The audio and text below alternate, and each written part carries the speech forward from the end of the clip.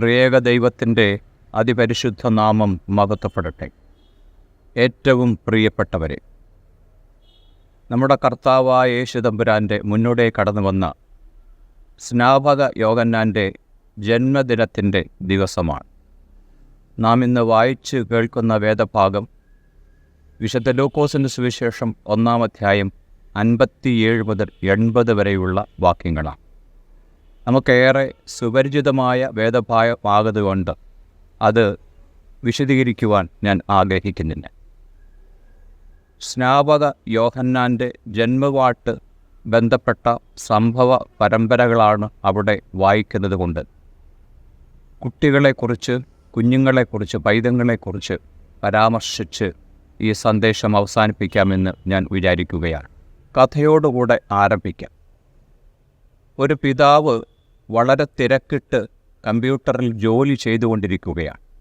തൻ്റെ 4 വയസ്സുള്ള മകൻ അവിടെയൊക്കെ ഓടിച്ചാടി കളിച്ചു നടന്ന് പലപ്പോഴും ഇദ്ദേഹത്തിന് അലോസരമുണ്ടാക്കുന്നു. ആ പിതാവ് അവനെ വിളിച്ച് പറഞ്ഞു, ഞാൻ വളരെ അത്യാവശ്യമായി ജോലി ചെയ്തുകൊണ്ടിരിക്കുകയാണ്, മോൻ അല്പം മാറി നിന്ന് കളിച്ചുകൊള്ളുക. പക്ഷേ എങ്കിലും അവനവിടെ ഓടിച്ചാടി വീണ്ടും കളിച്ചുകൊണ്ടിരിക്കുന്നു. അവനെ അല്പമൊന്ന് മാറ്റി നിർത്തുവാൻ അവൻ്റെ പിതാവ് കണ്ടെത്തിയ മാർഗം, ഭൂപടത്തിൻ്റെ ചിത്രമുള്ള ഒരു പേപ്പർ എടുത്ത് അത് ചന്നം പിന്നം വലിച്ചു കീറി ആ കുഞ്ഞിൻ്റെ കയ്യിൽ കൊടുത്തിട്ട് പറഞ്ഞു, മോനിത് ശരിയാക്കി കൊണ്ടുവരിക. അവൻ്റെ പിതാവ് വിചാരിച്ചത് കുറേയേറെ സമയം ഈ മകനെ മാറ്റി നിർത്താം എന്നുള്ളതാണ്. പക്ഷേ അദ്ദേഹത്തെ പോലും അത്ഭുതപ്പെടുത്തിക്കൊണ്ട് ഈ 4 വയസ്സുകാരൻ മകൻ ഭൂപടത്തിൻ്റെ ചിത്രം ഏതാനും നിമിഷങ്ങൾക്കുള്ളിൽ ശരിയാക്കി അദ്ദേഹത്തിന് മുന്നിൽ കൊണ്ടുവന്നു. ആ പിതാവ് ചോദിച്ചു, മോനിത് എങ്ങനെയാണ് ഇതിൻ്റെ ഭൂപടത്തെക്കുറിച്ച് യാതൊന്നും അറിയാത്ത നീ ഇതെങ്ങനെയാണ് ഇത്രയും പെട്ടെന്ന് ശരിയാക്കുക? അപ്പോഴവൻ പറഞ്ഞു, പപ്പ വലിച്ചു കീറി തന്ന ആ ഭൂപടത്തിൻ്റെ മറുവശത്ത് ഒരു കുഞ്ഞിൻ്റെ മുഖത്തിൻ്റെ ചിത്രമുണ്ടായിരുന്നു. ഞാൻ അത് യോജിപ്പിച്ചപ്പോൾ മറുവശവും ശരിയായി. പ്രിയപ്പെട്ടവരെ, കുഞ്ഞുങ്ങൾ ശരിയായാൽ കുടുംബം ശരിയായി എന്നും കുഞ്ഞുങ്ങൾ ശരിയായാൽ സമൂഹം ശരിയായി എന്നും നമുക്ക് അറിയാം. ഒരു കുഞ്ഞിൻ്റെ വളർച്ചയ്ക്ക്, ഒരു ചെടിയുടെ വളർച്ചയ്ക്ക് വെള്ളവും വെളിച്ചവും സൂര്യപ്രകാശവും മറ്റും അനുകൂല സാഹചര്യങ്ങളും വേണമെന്നതുപോലെ ഒരു കുഞ്ഞിൻ്റെ വളർച്ചയ്ക്കും ആവശ്യമായ കാര്യങ്ങൾ ഏറെ അനുകൂല സാഹചര്യത്തിലാണ് ആ കുഞ്ഞ് അതിൻ്റെ പൂർണ്ണതയിലേക്ക് വളർന്ന് വരുന്നത്. ഒരു ചിന്തകൻ പറയുന്നുണ്ട്, ഇംഗ്ലീഷ് അക്ഷരമാലയിലെ R എന്ന അക്ഷരത്തിൽ തുടങ്ങുന്ന 4 കാര്യങ്ങൾ ഒരു കുഞ്ഞിൻ്റെ വളർച്ചയ്ക്ക് ആവശ്യമാണ്.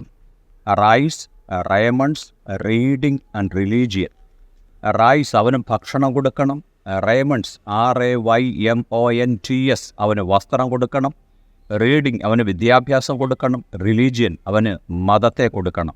ഈ 4 കാര്യങ്ങൾ കൊടുക്കുവാൻ മാതാപിതാക്കൾ പരാജയപ്പെട്ടാൽ ആ ചിന്തകൻ കൂട്ടിച്ചേർക്കുന്നു, അവൻ മറ്റൊരു R ആയിത്തീരും. അത് റാസ്കൽ എന്നാണ് അദ്ദേഹം വിശേഷിപ്പിക്കുന്നത്. നാം ഇന്ന് നമ്മുടെ സമൂഹത്തിലേക്ക് നോക്കുമ്പോൾ മക്കളില്ലാത്ത ദമ്പതികൾ ദുഃഖമുണ്ടെങ്കിലും ഏറ്റവും കൂടുതൽ ദുഃഖിക്കുന്നത് മക്കൾ ഉള്ള ദമ്പതികൾ തന്നെയാണ്.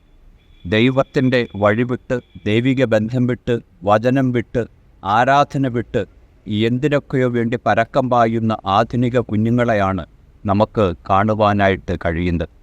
ഡോക്ടർ സുകുമാർ അഴീക്കോടിൻ്റെ ഒരു പുസ്തകത്തിൽ വിശദീകരിക്കുന്ന പോലെ ഒരു കുഞ്ഞ് ഈ ലോകത്തിലേക്ക് പിറന്നു വീഴുമ്പോൾ ഈ മാനവ ചരിത്രത്തിൻ്റെ മഹാസിന്ധുവിൽ ഒരു കണം വന്ന് വീഴുകയാണ്. അത് അനന്ത സാധ്യതകളുള്ള ഒരു കണമായിട്ടാണ് അവിടെ ഡോക്ടർ സുകുമാർ അഴീക്കോട് പറയുന്നത്.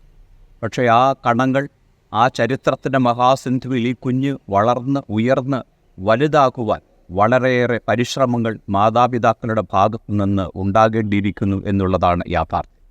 2700 വർഷങ്ങൾക്കപ്പുറം ഇസ്രയേലിനെ നോക്കിക്കൊണ്ട് യഹോവയായ ദൈവം പറയുന്നു, ഞാൻ മക്കളെ പോറ്റി വളർത്തി, അവരോ എന്നോട് മത്സരിക്കുന്നു. ഇന്ന് കുഞ്ഞുങ്ങളൊക്കെ മാതാപിതാക്കളോടും ജീവിക്കുന്ന സാഹചര്യങ്ങളോടും സമൂഹത്തോടുമൊക്കെ മത്സരിച്ച് മുന്നോട്ട് പോകുന്നതാണ് കാണുവാൻ കഴിയുന്നത്. കർത്താവായ യേശു തമ്പുരാൻ പറയുന്നു, പൈതങ്ങളെ എൻ്റെ അടുക്കൽ വരുവാൻ വിടുവിൻ, അവരെ തടയരുത്.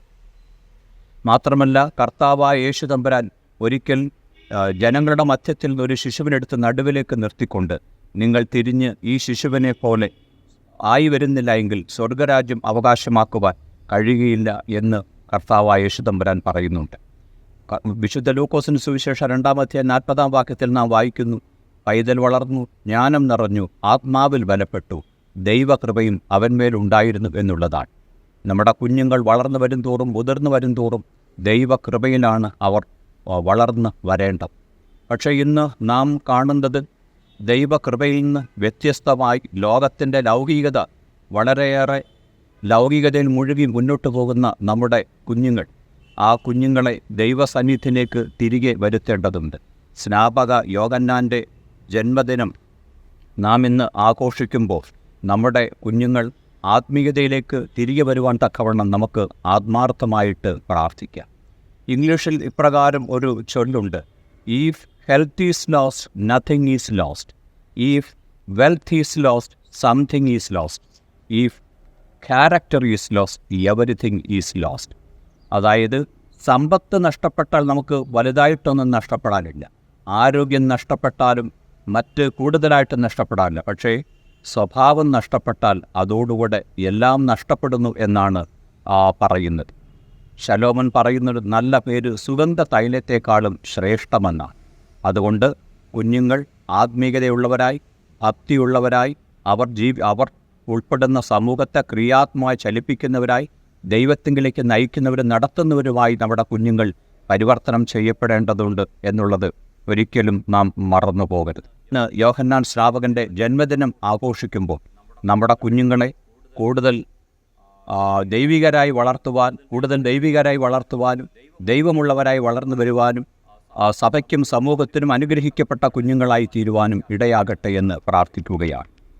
ഈ അടുത്ത സമയത്ത് വായിച്ച ഒരു ലേഖനത്തിൽ മാതാപിതാക്കൾക്കുള്ള 10 കൽപ്പനകൾ എന്ന പേരിൽ ഒരു കുറിപ്പ് കണ്ടു.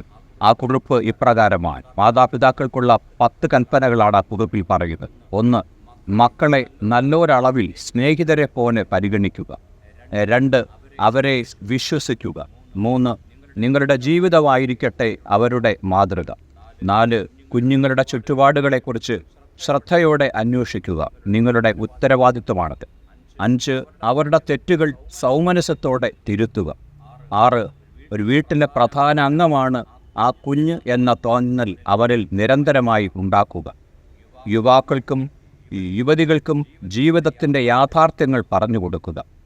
8. അവരുടെ സുഹൃത്തുക്കൾക്കായി നിങ്ങളുടെ വാതിലുകൾ തുറന്നു കിടക്കട്ടെ. 9. അവർക്ക് ദൈവത്തെ കൊടുക്കുക. 10. സമൂഹത്തോടും രാജ്യത്തോടുമുള്ള അവരുടെ കടപ്പാടിനെക്കുറിച്ച് അവരെ എപ്പോഴും ബോധവാന്മാർ. തീർച്ചയായും മാതാപിതാക്കൾക്കുള്ള ഏറ്റവും വിലപ്പെട്ട 10 കൽപ്പനകളാണ്.